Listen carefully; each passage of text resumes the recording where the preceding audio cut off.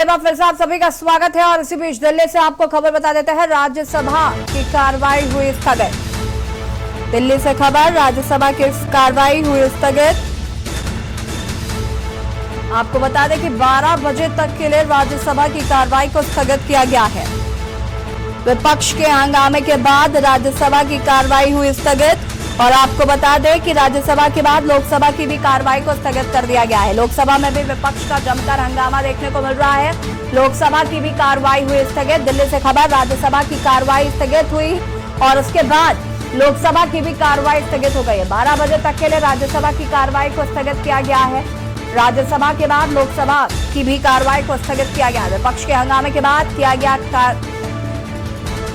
कार्रवाई को स्थगित। लोकसभा में भी विपक्ष का जमकर हंगामा देखने को मिल रहा है।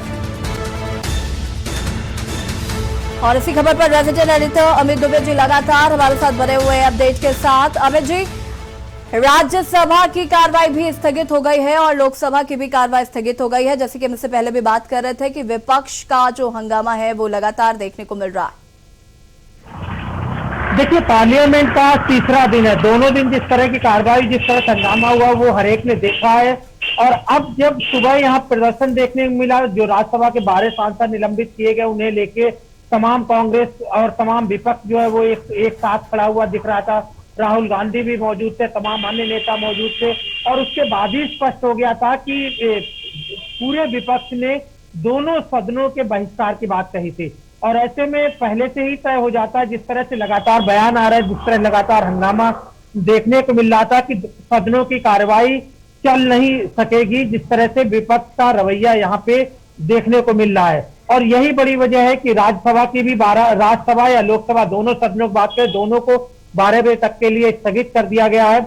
और क्योंकि आज खासतौर लोकसभा में मनसुख मांडविया जो कि केंद्रीय स्वास्थ्य मंत्री है, वो कोरोना के नए वेरिएंट ओमिक्रॉन को लेकर सदन में चर्चा करने वाले थे। तो ऐसे में तमाम चर्चाएं जो होनी थी वो सब बैकडोर में चली गई है और पहली प्राथमिकता जो विपक्ष की है कि 12 सांसदों का निलंबन वापस हो, वो प्रायोरिटी पे विपक्ष की दिख रही है। और यही वजह है कि संसद में लगातार न सिर्फ हंगामा देखने को मिल रहा है, बल्कि संसद को 1 घंटे के लिए यानी 12 बजे तक के लिए दोनों सदनों को स्थगित करना पड़ा है। जी बिल्कुल अमित जी, लेकिन कहीं ना कहीं जैसे कि हमने इससे पहले भी देखा है कि जब सत्र शुरू हुआ था और एक भी दिन कार्रवाई नहीं हो पाई थी, एक भी दिन सत्र ठीक तरीके से नहीं चल पाया था और अभी भी हम वही देख रहे हैं। यहाँ पर भी सत्र एक दिन नहीं चल पाया ढंग से और लगातार विपक्ष हंगामा कर रहा है। तो इससे काफी, क्योंकि राजस्व को भी काफी नुकसान होता है, काफी पैसा लगता है यहाँ पर एक दिन की सत्र को शुरू करने के लिए, तो कहीं ना कहीं विपक्ष को भी ये बात समझनी चाहिए। देखिए, इसमें कोई दो राय नहीं है। सत्र चलाने के लिए करोड़ों रुपए जो है वो प्रतिदिन के हिसाब से खर्च होते हैं, इसमें कोई दो राय नहीं है। लेकिन विपक्ष का कहना है कि सरकार का काम होता सदन को चलाना और कैसे सरकार जो है विपक्ष की बात, तमाम नेताओं, तमाम पार्टियों के नेताओं की बात को दबाना चाहती है।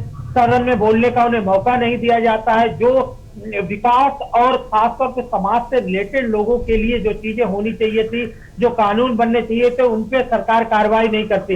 इसी के तहत अगर हम एमएसपी गारंटी कानून बात करें तो विपक्ष का कहना था सरकार को इसी सत्र में एमएसपी गारंटी कानून लेके आना चाहिए था। पूरा विपक्ष जो है वो समर्थन दिख रहा है, लेकिन सरकार उसे लेके नहीं आ रही। सरकार लेके आ रही विद्युत संशोधन बिल, जिससे किसानों को नुकसान होने वाला है। तो ऐसे में सत्र विपक्ष सरकार का साथ कैसे दे? हालांकि जब सत्र शुरू हो रहा था तो मुद्दे दूसरे थे। सब मुद्दों की बात की जाए तो महंगाई की बात हो रही थी, किसानों को लेके बात हो रही थी, एमएसपी के लेके बात हो रही थी, बिजली एक्ट को लेके बात हो रही थी, चीनी घुसपैठ को लेके बात हो रही थी, महंगाई को लेके बात हो रही थी, तमाम मुद्दे थे, पेगासस को लेके बात हो रही थी।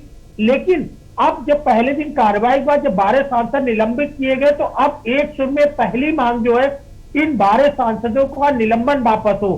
तो पहली मांग जो है वो विपक्ष की सबसे बड़ी मांग है, जिसे कल वेंकैया नायडू की तरफ से ठुकरा दिया गया था। और अब जो है विपक्ष पूरी तरह से सरकार पे दबाव बनाना चाहता है कि आखिरकार सरकार को अगर सत्र चलाना है तो इन सांसदों का निलंबन वापस लेना होगा। जी बिल्कुल अमित जी, देखना होगा कि सरकार क्या रुख अपनाती है। फिलहाल आपका बहुत बहुत शुक्रिया तमाम जानकारी के लिए। और विपक्ष के हंगामे के बाद आपको बता दें कि राज्यसभा और लोकसभा दोनों की कार्रवाई को स्थगित कर दिया गया है। 12 बजे तक के लिए राज्यसभा की कार्रवाई को किया गया स्थगित। विपक्ष के हंगामे के बाद राज्यसभा की कार्रवाई स्थगित।